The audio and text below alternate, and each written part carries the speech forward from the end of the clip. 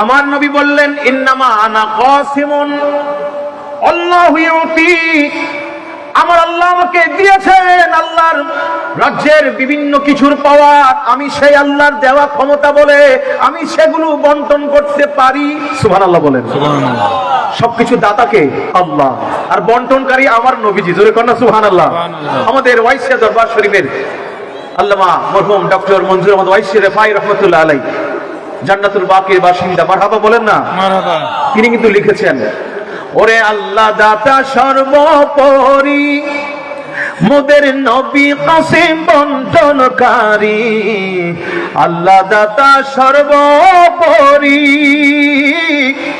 মোদের নবী কাসিম বন্টনকারী।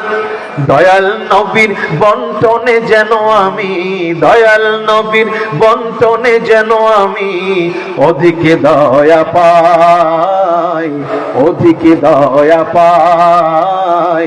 চল নবীজির জান্নাতে মদিনাতে যাই, চল নবীজির জান্নাতে মদিনাতে যাই। নবীজির গোলামের, মাওলাজির গোলামের কোনো চিন্তা নাই।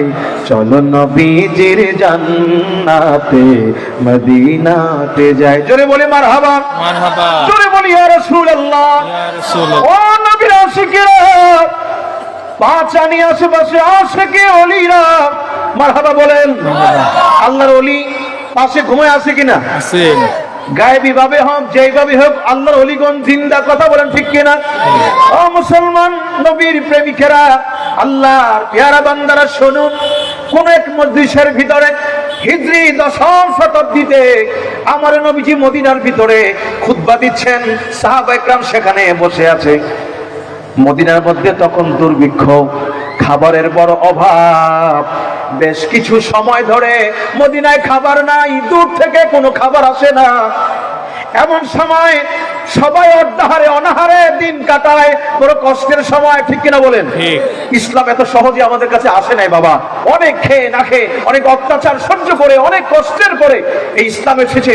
যেমন আমার নবীজি কষ্ট স্বীকার করেছেন, নবীর অনুসারী যারা সাহাবায়ে কেরাম সেইভাবে কষ্ট স্বীকার করার কারণে আজকে ইসলাম আমরা পেয়েছি। কথা বলেন ঠিক কিনা?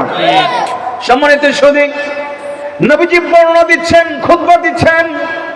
এই মুহূর্তে একজন লোক খবর আনলো, বলল কারা কোথায় আছো? দীর্ঘদিন ধরে অনাহার অর্ধাহার, মদিনার মধ্যে দুর্ভিক্ষ লেগেছে। আজকে আমি বলি শাম দেশ থেকে, সিরিয়া থেকে একদল বণিক এসেছে, একদল ব্যবসায়ী এসেছে কিছু খাবার দাবার দ্রব্য নিয়ে। তারা এই খাবারগুলো মদিনার মধ্যে বিক্রি করতে চায়। এই কথাটা শোনার পরে আমার নবীজি মজলিসে বক্তব্য দিচ্ছেন, খুতবা দিচ্ছেন।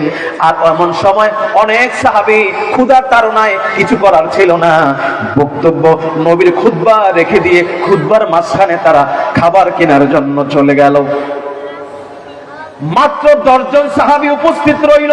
কজন? 10 জন। কষ্ট দুঃখের পরেও নবীজিকে যারা জীবন থেকে ভালোবাসার বাস্তব প্রমাণ দিয়েছে, তারা দুনিয়াতে এটা পুরস্কার পেয়েছে।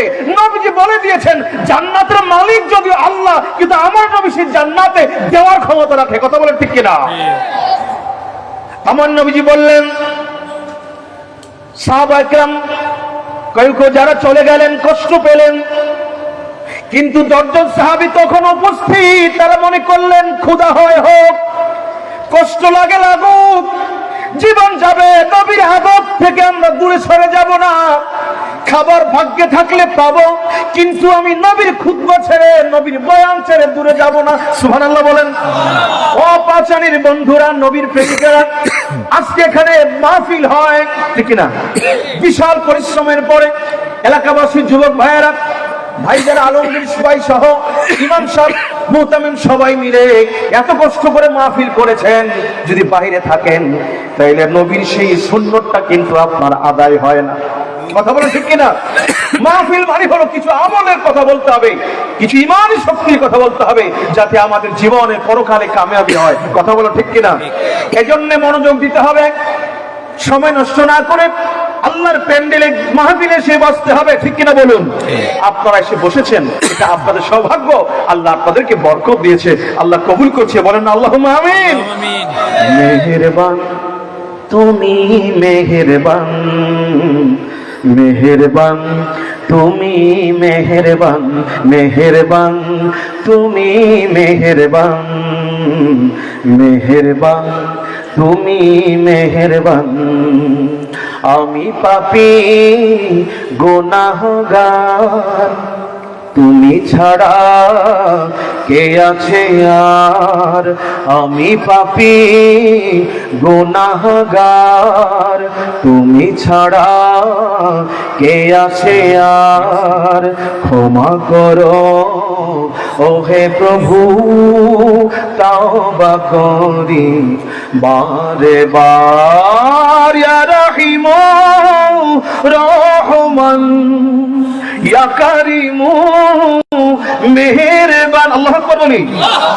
ইয়া রহিমু রহমান, ইয়া কারিমু মেহেরবান, মেহেরবান তুমি, মেহেরবান, মেহেরবান তুমি, মেহেরবান। আমার নবী ওই দয়াময় মেহেরবান থেকে যেই ক্ষমতাটুকু পেলেন, বন্ধুগো আমার জান্নাত, জান্নাতের মালিক যদিও আমি, কিন্তু জান্নাতে কে যাবেন এটার টিকিট আপনি দিতে পারবেন। সুবহানাল্লাহ বলেন। আমার নবী জান্নাতের টিকিট দিতে পারে কি পারে না? এ মুসলমান, নবী ছাড়া কেউ পারে না, ঠিক কিনা বলুন? আমার নবী জান্নাতের টিকিট দিতে পারে।